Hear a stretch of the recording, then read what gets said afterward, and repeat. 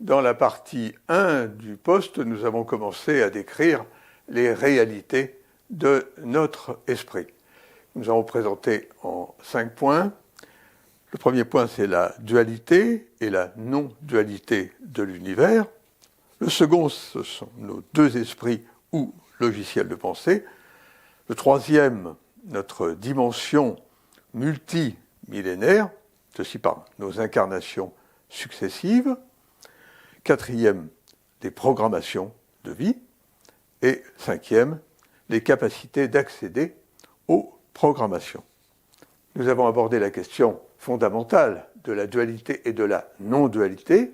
C'est la non-dualité qui permet d'accéder, dans certaines circonstances, à la connaissance universelle, dont nous avons eu quelques témoignages dans la partie 1.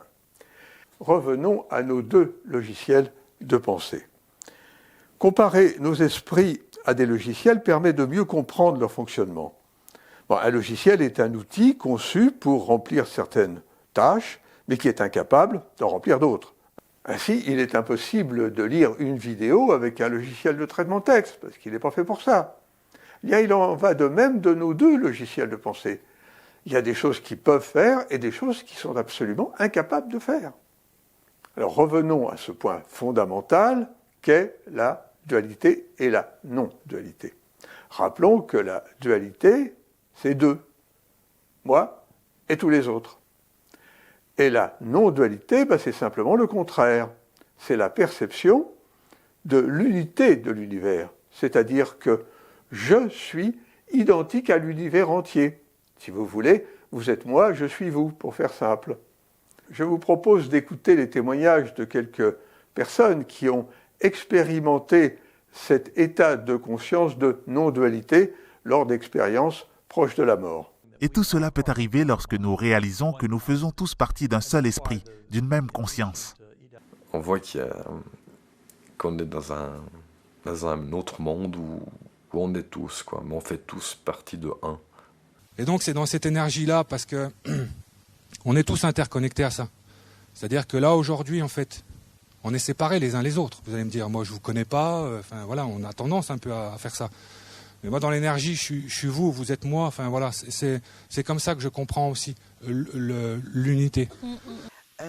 J'aimerais d'abord dire que quand j'étais enfant, jusqu'au lendemain de mes 6 ans, je passais mon temps au paradis. J'avais toujours ce sentiment que tout était un. Je ne ressentais aucune peur, je n'avais jamais le sentiment d'être abandonnée. Je faisais tout simplement partie du tout. Et au lendemain de mon 6e anniversaire, c'était terminé. Tout d'un coup. Bien sûr que je n'étais pas capable de le formuler à cet âge-là. Mais avec le recul, je me tenais là et c'était clair pour moi que ça, c'était moi, la terre était la terre, le chat était le chat. Tout n'était plus un. Et c'était tout à fait terrible. J'ai pleuré et pleuré. Je me souviens parfaitement de ce jour-là. Voilà, je savais tout en fait. Je savais tout sur la spiritualité. Je savais tout sur Dieu. Et j'ai réalisé à ce moment-là, j'ai vécu à ce moment-là l'unité. Un concept que je n'avais jamais entendu auparavant. Et du coup, je croyais l'avoir découvert, j'étais hyper content, je me suis dit « Waouh, j'ai compris un truc de malade ». Et en fait, j'ai vraiment expérimenté l'unité, j'ai compris que, eh bien vous, chacun de vous qui me regardez, c'était aussi moi, qu'on était un, et qu'on était tous Dieu, et que tout est Dieu.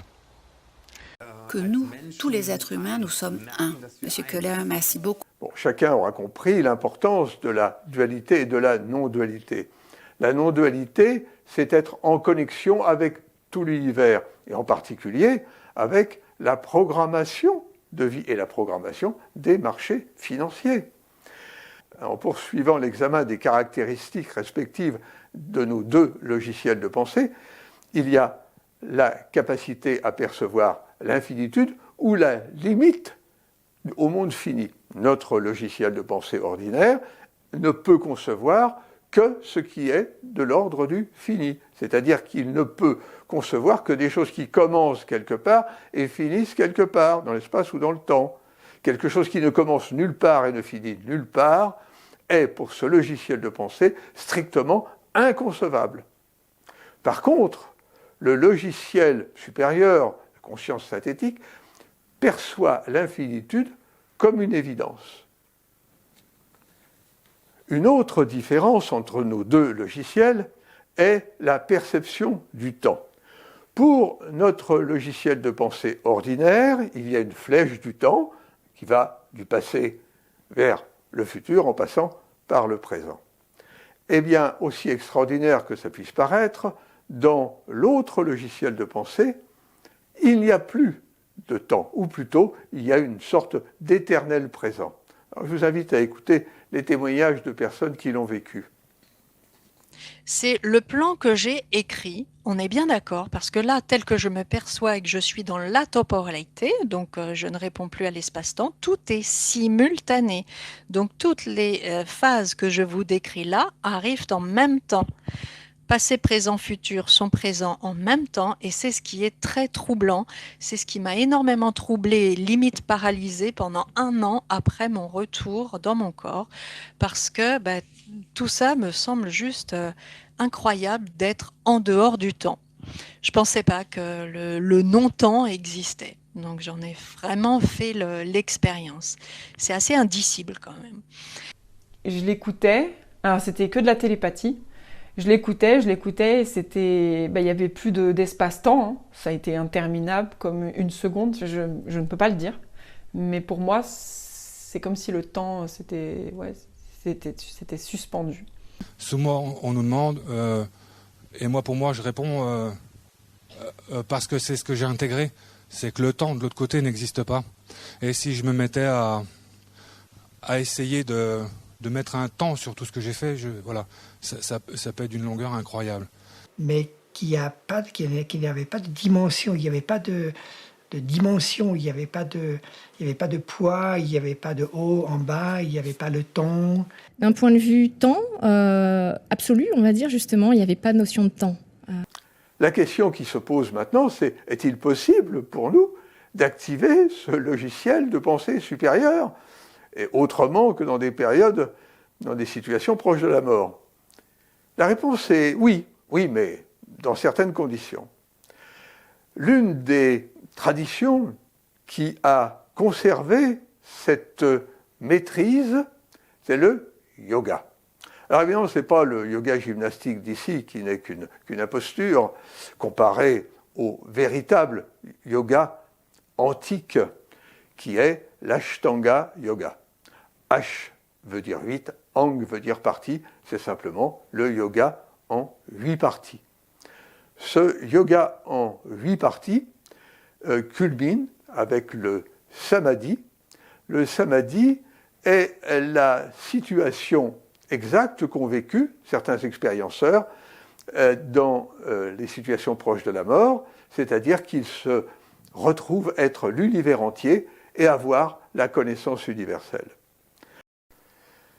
Alors l'Ashtanga Yoga est décrit dans le texte le plus ancien du yoga, qui sont les Yoga Sutras de Patanjali, qui nous enseignent, entre autres choses, que notre conscience n'est pas immatérielle, comme le croit naïvement la psychologie dominante, mais qu'elle est composée de matière-énergie, que l'on appelle des koshas, vous voyez sur le schéma, et c'est par la maîtrise de ces différents koshas que le yogi, le maître yogi, va acquérir ce que l'on appelle les siddhis.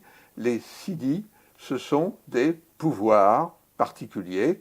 Alors pour se limiter à ce qui peut intéresser les financiers, l'aphorisme 16 des Yoga Sutras est relatif à la précognition et à la rétrocognition. Il nous dit « Grâce au samyama, on a la connaissance du passé et du futur ». Bon, en conclusion, comme chacun de nous a naturellement en lui ce corps d'énergie, ces koshas, qu'il pourrait, s'il en était capable, maîtriser, nous voyons bien que sa fortune dépend de sa capacité à découvrir la réalité de ces koshas et à les maîtriser. C'est plus facile à dire qu'à faire.